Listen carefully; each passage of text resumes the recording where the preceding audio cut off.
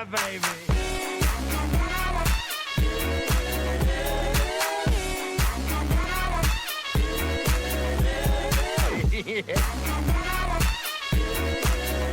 A Patheos article, Without a Crystal Ball, August 13, 2018 by Katie Paulson. Why my innocent son will never learn about sin. When I was a child, I will never forget the first time I had to go to confession. At 7 years old, a priest instructed me that I was born a sinner. Naturally, I wanted to know what made me a sinner. The priest bluntly told me I was a sinner by being born. Next, he instructed me to confess my sins to him. I remember feeling confused by his request. At age 7, I didn't have a laundry list of sins to admit. He instructed me to tell him anything that could make God upset. Instead of confessing to him, I lied and said I was mean to my brother. Confession taught me how to lie. More importantly, confession taught me about sin. As a child, I understood sin to mean that I was an unworthy person. The indoctrination of Catholicism shaped every facet of my upbringing. I have absolutely no fond memories from Mass, catechism class, or from completing any of my sacraments. In fact, as I moved further through the sacraments, I became insecure and filled with guilt. Learning I was a sinner made me feel completely inadequate in every part of my life. I distinctly remember feeling completely unworthy of love or friendship. If God thought I was flawed and bad, why would anyone like me? As a result, I spent my childhood and adolescence trying to prove everyone wrong, including God. I became a people pleaser. In school, I studied and worked hard in class. I wanted to be the best pupil. When I played sports, I used this drive to compete and excel. By my senior year of high school, I had a 3.7 GPA and dozens of accolades for my college resume. I applied for early admission to only one school. When I was accepted, I should have felt proud. Instead, I minimized my accomplishment. Despite everything I accomplished, I still felt broken, unworthy, and insecure. Understanding my foundation in Catholicism taught me a lot about how I want to parent my son. Teaching a child about sin is one of the most damaging lessons adults can teach a child. Really? Really? Instead of teaching them about their possibility, we teach them how to be broken, flawed, and insecure. We tell them by being born, they were born broken. That is not what it means, Katie. You really missed the whole point. I don't have to imagine what that does to the psyche of a child. I lived with that guilt and shame for more than 2 decades of my life. When we give our children lessons about life, they use these lessons to shape their identity and self-worth. As parents, we don't tell our kids they are stupid, unkind, or evil. Why do we allow a church to teach our children they are sinners? By allowing our children to learn they are sinners, we are allowing other adults in their lives to destroy the fabric of their self-esteem. As they grow, the church continues to hammer away at their self-worth by shaming every single choice they make. Katie, can I please just point out something that maybe you didn't quite think through? While you were going to church, you were also going through adolescence, social changes in friendships. You were coming into yourself. You went from being a child into a teenager. There's so many social constructs that are happening around you, but yet you are blaming the Catholic Church for all of it. Very pigeonholed, very narrow-minded, very small-minded thinking, if you ask me. I know you didn't, but I'm putting my 2 cents in there.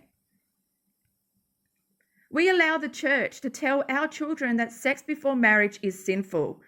They learn that cohabitating with a partner outside of marriage is sinful. If they have a child outside of marriage, they are sinning. Every single part of sex is destroyed by the fear and wrath of upsetting a mythical creature in the sky. Only if you take it literally. I didn't. Instead of learning about birth control or responsible sex, we teach them the impossible task of abstinence. Boys are told to push down their sexual feelings. Masturbation or self-pleasure is sinful. Why just boys? Females too. Have you ever, well, I don't know if you've ever masturbated, Katie. You'd be a lot more relaxed maybe if you did. Less tension. Just saying. Yet, despite teaching these practices, kids still have sex. They know nothing about protecting themselves from disease or pregnancy. That really comes down to the parents teaching them. That was Bill adding in that. Because of what they learned about sex from the church, they are afraid to ask rational questions about sex. We create children that are sexually stunted, repressed, and irresponsible. I feel like that's what you are, Katie. Did your parents never sit you down? Were you never in an environment where you felt like you could ask questions openly to learn? I don't know. The whole way that you have interpreted stuff from the Bible literally has me mind blown. Continuing. Right and wrong dictate nearly every aspect of childhood. If girls wear clothing that is revealing, they are enticing men and being sinful. Okay, so girls wearing clothing are enticing men? Do you mean females enticing males? Because girls enticing men, it's very age gappy. If young boys lust or fantasize about girls, they are wicked. Goodness God, what the hell? In fact, every single thing adolescents naturally want to explore is wrapped in sin. Foul language, drinking, sex, clothing, lust. The only way children can be good, E.T. finger quotes, is by remaining pure and remaining sinful. Purity is an impossible mountain to climb. Okay. When we frame everything around sin, we create a youth that learns how to lie. Instead of talking to their parents about their choices, they lie and pretend they are pure. We teach them how to feel shame about the beautiful and natural aspects of human existence. This really just sounds like your own confession book, Katie, that you, because you misinterpreted so much, that you didn't feel comfortable ever talking to your parents about your life choices. And so really you just lied to them and probably everyone in your life, even yourself. What's new? We allow churches and a book written by a bunch of random guys in the 1st century to dictate how our children should feel about themselves. After spending my childhood and at least 10 years of my adulthood plagued with guilt and shame, I made the conscious choice not to teach my son about sin. Well, that's probably why he gets away with everything. My son knows he is loved. He has never heard that he is broken or flawed. Yes, he has, Katie. Every single article that you have written about him, every time you choose to talk about your son, you talk about how he was born sick, how he isn't like everyone else, how he's never going to reach these milestones because that's not in it for your son. Your son has illnesses and diseases that keep him from doing anything. You constantly tell him this over and over and over and over again to the point where you are your son's biggest disability. Katie, my son knows he is loved. He has never heard that he is broken or flawed. We lift him up by reminding him he's smart, capable, and kind. I've never heard you lift him up. I've only ever heard you put him down, and the walls in your house are thin. He can hear everything, and when he's old enough, he will read it all online too. He will never hear anyone tell him he was born a sinner. Anyone thinking J. Cole? Cactus high five to all the J. Cole fans out there. Born a sinner. I refuse to perpetrate the same abusive cycle I went through in my Catholic upbringing. My son will not be forced to make up lies and confess to a priest. There will be no catechism classes, nor sacraments in his future. Katie, you do know that marriage is one of the sacraments, right? Okay. Instead, he will learn the value of kindness and goodness by learning from example. Where is this example? Not in the Paulson house, or that he is receiving from his parents' negative energy.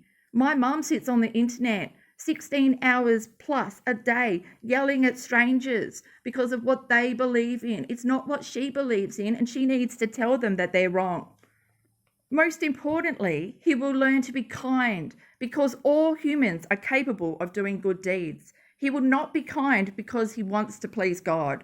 In order to be a good mum, I refuse to allow my son to be browbeaten with a Bible in the name of God.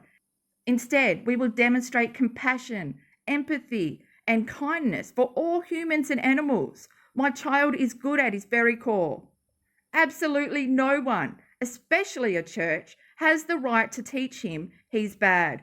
I firmly believe the indoctrination of faith in young children is abusive. The long-lasting effects of the lies children learn impacts their psyche and self-esteem for their entire lives. We know, Katie, you are the result of your own manipulation and misunderstanding, so we know.